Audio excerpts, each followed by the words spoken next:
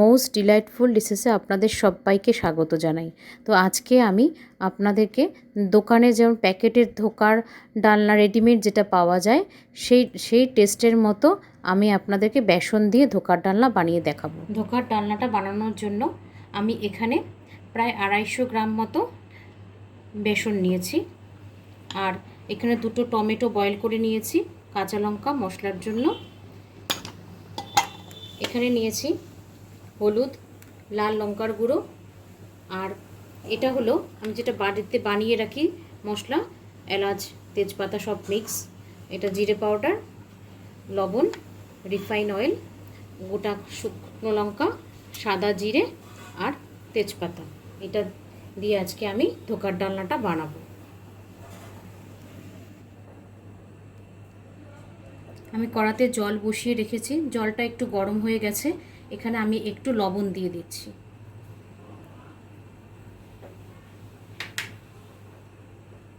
অল্প একটু রিফাইন তেল,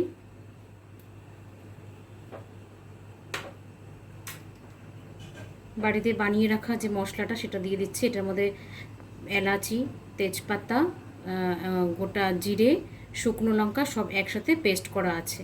এটা আমি এখানে দিয়ে দিচ্ছি জলে। একটু হলুদ গুঁড়ো,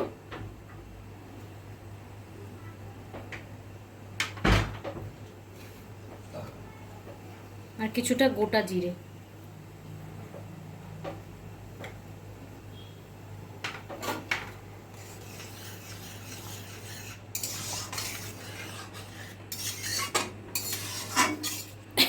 জলটা পুরো ফুটে গেছে সব মশলার সাথে, ভালো করে ফুটিয়ে নিয়েছি। আর এখানে আমি চিনিটা অ্যাড করছি না, আপনারা চাইলে চিনিটা অ্যাড করতে পারেন। এখন আমি উপর থেকে বেসনটা দিয়ে দিচ্ছি।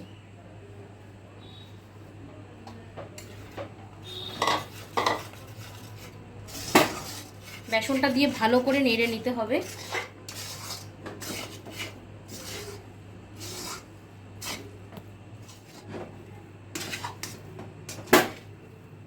এইভাবে খুন্তির সাহায্যে পুরো বেসনটাকে নেড়ে একটা মিক্স তৈরি করে নিতে হবে। আমি গ্যাসটা বন্ধ করে দিয়েছি, বন্ধ করে নেড়ে নিচ্ছি ভালো করে।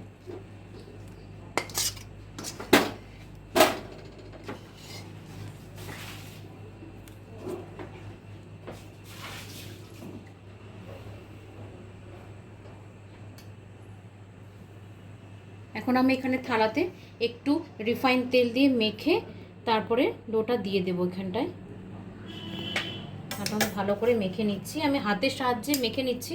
আপনারা চাইলে ব্রাশ দিয়েও মেক করে নিতে পারেন।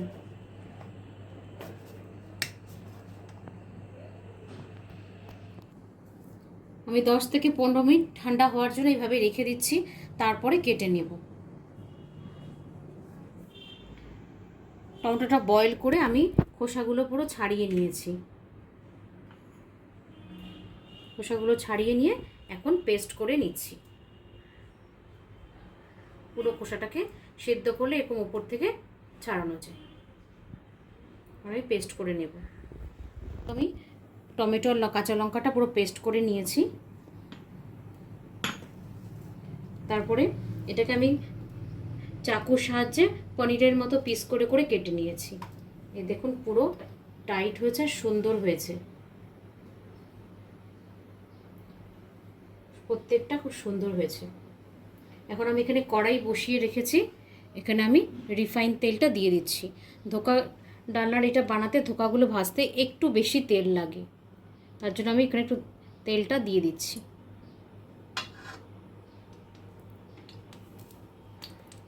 তেলটা একটু গরম হলে আমি ধোকাগুলো ভেজে নেব।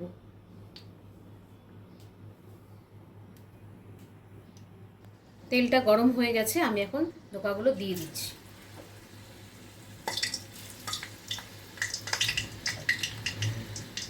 একটু গ্যাসটাকে সিম করে তারপরে দেবেন, না হলে একবারে পুড়ে যাবে, পুরো লাল হয়ে যাবে। আমি 4-5টা করে ভেজে নিচ্ছি। আপনারাও বাড়িতে বানিয়ে খেয়ে দেখবেন, এইভাবে ভীষণ ভালো লাগে।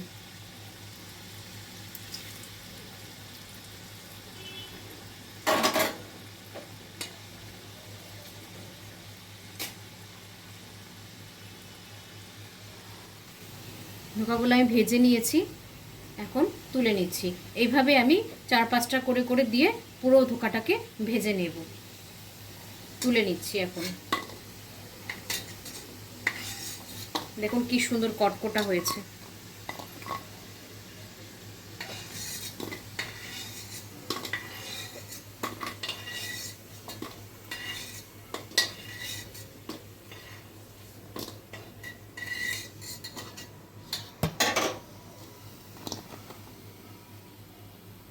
এখন আমি পুরোটা ভেজে নিচ্ছি। সবগুলো ধোকা আমি ভেজে নিয়েছি, পুরোটা ভেজে নিয়েছি। কড়াইতে তেলটা গরমই আছে। এখন আমি এখানে ফোড়নগুলো দিয়ে দিচ্ছি। শুকনো লঙ্কা, তেজপাতা, গোটা জিরে, গ্রাইন্ড করে রাখা টমেটো আর কাঁচা লঙ্কার পেস্টটা আমি তেলে দিয়ে দিচ্ছি।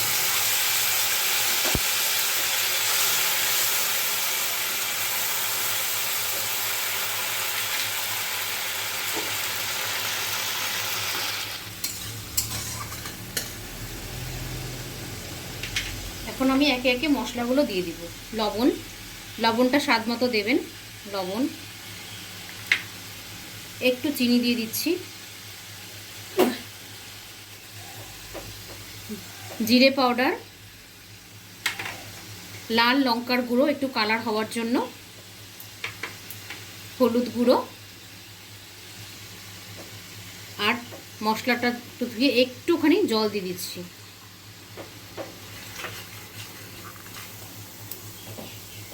এখন আমি তেলের মধ্যে মশলাগুলোকে ভালো করে কষিয়ে নেব।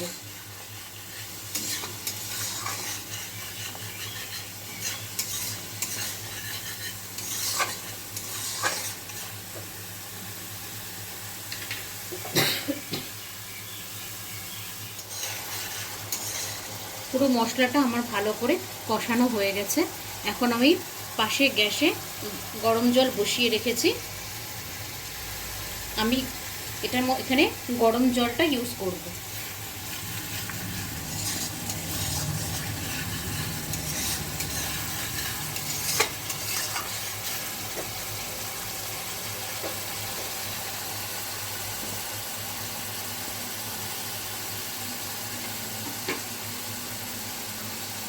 ধোকাগুলোকে আমি দিয়ে দিচ্ছি, ভেজে রাখা ধোকাগুলোকে।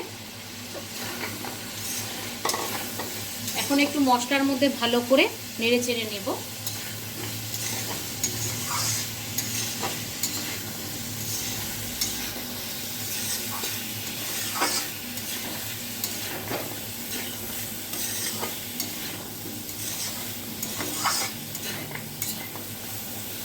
ভালো করে নেড়ে নিলাম।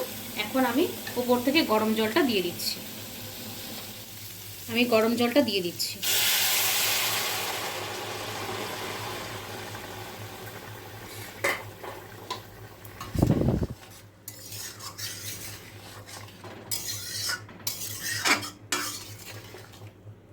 আমি এখানে গরম জলটা এই কারণেই দিলাম যে ধোকাগুলো তো আমি ভালো করে ভেজে নিয়েছিলাম। এখন যদি ঠান্ডা জল দিই তো ঝোলটা যখন ফুটবে, ঝোলের স্বাদ আসা পর্যন্ত ধোকাগুলো সব ভেঙে ভেঙে যাবে। সেই কারণে আমি গরম জলটা দিয়ে দিচ্ছি, তাহলে বেশিক্ষণ সময় ধরে ফোটাতে হবে না।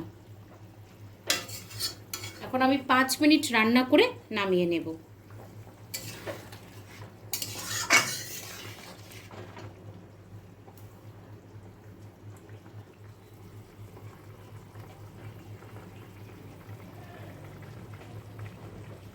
ধোকার ডালনাটা আমার রেডি হয়ে গেছে।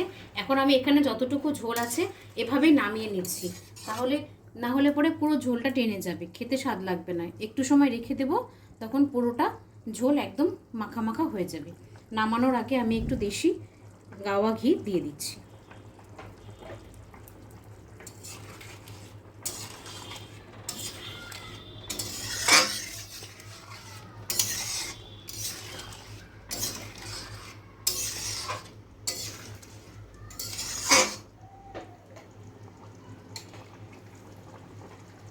আপনারাও বাড়িতে এইভাবে বানিয়ে খেয়ে দেখবেন, খেতে খুব ভালো লাগবে। আর অবশ্যই আমাকে কমেন্ট করে জানাবেন কেমন লাগলো রেসিপিটি। তরকারিটা আমি পুরো নামিয়ে নিয়েছি, ধোকার ডালনাটা। এখন আমি কিছুক্ষণ সময় এভাবে থালা দিয়ে চাপা দিয়ে ঢেকে রাখবো, তাহলে বড়াগুলো ভেতরে গরমে একদম সফট হয়ে যাবে। আমি এখন ঢাকা দিয়ে রাখছি।